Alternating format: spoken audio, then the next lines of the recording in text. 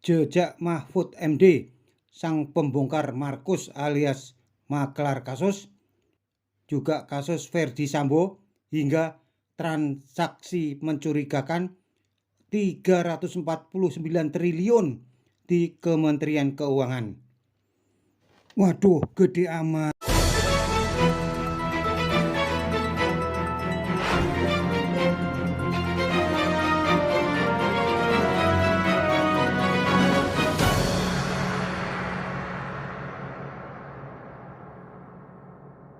Komisi 3 DPR menggelar rapat dengan Ketua Komite Koordinasi Nasional Pencegahan dan Pemberantasan TPPU yang juga sekaligus Menko Polhukam Mahfud MD terkait dana janggal sebesar 349 triliun di Kementerian Keuangan. Wih. Rapat ini diwarnai saling ancam dan saling gertak antara DPR dengan Mahfud MD. Lagi-lagi Mahfud MD tampak gagah perkasa menghadapi wakil rakyat di parlemen itu. Ia menunjukkan dia tak punya urat takut lagi, alias berani maju terus membongkar kebobrokan di negeri ini. Tak bisa diancam, tak mempan digertak. Berikut gebrakan Mahfud MD, sang kandidat calon wapres ketika Jokowi maju yang kedua kali, yang tersingkir oleh Ma'ruf Amin di detik-detik akhir. Yang pertama, dengan Arteria Dahlan, anggota DPR PDIP, soal Markus alias maklar kasus yang terjadi di DPR. Arteria keberatan dengan tuduhan Mahfud itu yang seolah menggiring opini publik yang bisa membuat citra DPR buruk. Bahkan Arteria mengancam Profesor UII itu untuk mencabut pernyataannya soal DPR yang maklar kasus. Dia juga mengaku akan memperkarakan hal tersebut jika Mahfud tak mencabutnya. Bagaimana sikap Mahfud MD? Ia tak tunduk dengan ancaman, Bong. Ia tidak akan mencabut. Sikap Mahfud ini mengingatkan kita pada sosok Gus Dur yang mengatakan DPR seperti anak TK.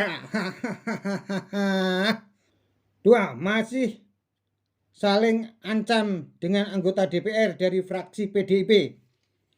Kali ini dengan Johan Budi yang dulu pernah jadi juru bicara Jokowi. Ancaman apa lagi yang ditebar pendukung berat Puan Maharani ini? Johan Budi mengancam Mahfud bisa direshuffle oleh Presiden Jokowi dari Kabinet Indonesia Maju. Jadi Menko Polhukam belum tentu 5 tahun loh Pak, katanya. Johan Budi jumawa, seolah ia dan setidaknya partainya bisa menekan Jokowi untuk melakukan reshuffle untuk mencopot Mahfud. Johan mengaku pernah sebagai jubir Jokowi dan Jokowi paling gak suka dengan menteri yang berdebat di luar, katanya. Bagaimana sikap Mahfud MD? Ya gak ngaruh lah, ancaman receh macam itu. Ahli hukum atau guru besar andalan Jokowi ini tahu betul hak prerogatif presiden dan kapan digunakan dan untuk siapa. Bahkan sebelum rapat dengar pendapat di DPR, Mahfud MD sudah lebih dulu ke Jokowi dan diminta untuk buka-bukaan dengan DPR. Keberanian Mahfud MD membongkar borok DPR yang dipimpin Puan Maharani itu tergolong luar biasa. Betapa tidak, Puan adalah ketua partai penguasa dan Mahfud hanya seorang menkonya, petugas partainya PDIP. Meski hak mencopot dan mengganti menteri dimiliki Jokowi, tapi tak bisa Jokowi ditekan Megawati untuk mereshuffle seorang Mahfud MD. Mahfud tak gentar sedikit pun. Bahkan Mahfud menyinggung DPR itu aneh, yang suka marah-marah, namun ujung-ujungnya makelar kasus alias Marcos. Ya, pernyataan-pernyataan Mahfud memang bikin gerah anggota DPR dan langsung dihujani interupsi. Gonjang-ganjing Mahfud MD dengan DPR itu sebenarnya akan membahas pernyataan Mahfud MD yang terlebih dahulu yang menghebohkan, yaitu dugaan aliran dana hingga 349 triliun. Saya ulangi, 349 triliun yang melibatkan Kementerian Keuangan.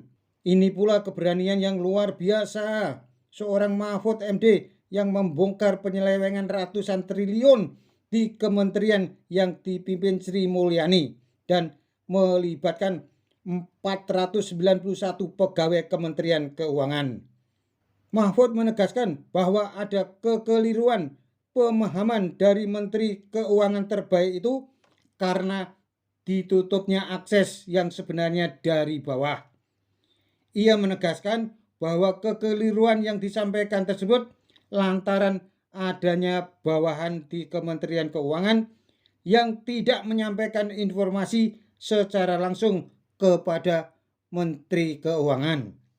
Mahfud MD juga menjelaskan data agregat transaksi keuangan yang mencurigakan sebesar 349,87 triliun terbagi dalam 3 kelompok.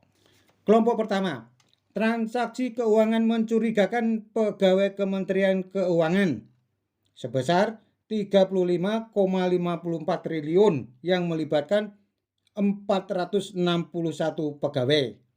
Yang kedua, transaksi keuangan mencurigakan yang diduga melibatkan pegawai Kementerian Keuangan dan pihak lain sebesar 53,82 triliun. Transaksi ini melibatkan 30 pegawai Kementerian Keuangan. Yang ketiga, transaksi keuangan mencurigakan terkait kewenangan Kementerian Keuangan sebesar 260,1 triliun. Wah, gede juga ya. Dari 3 kelompok tersebut, maka diperoleh data agregat sebesar 349,87 triliun.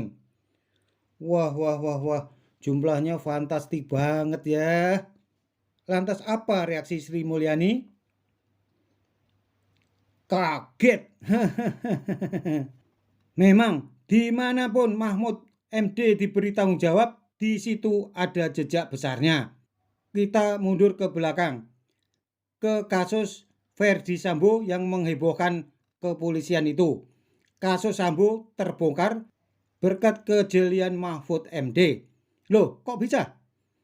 Ya, ternyata Mahfud MD selain sebagai Menko Polhukam juga merangkap Ketua Kompolnas dan mampu membongkar kasus Sambo. Mahfud MD membeberkan bahwa Irjen Ferdi Sambo sempat menghubungi Kompolnas, Komnas HAM, dan beberapa anggota DPR setelah pembunuhan Brigadir Joshua. Mahfud menyebut Sambo ingin menutupi kejahatannya. Disitulah Sambo menskenariokan agar orang percaya telah terjadi tembak-menembak. Itulah jebakan psikologis yang dipasang Ferdi Sambo.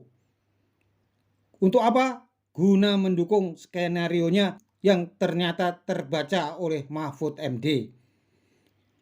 Hingga akhirnya kasus ini terbongkar dan rakyat tahu semua bahwa di kepolisian ada mafia.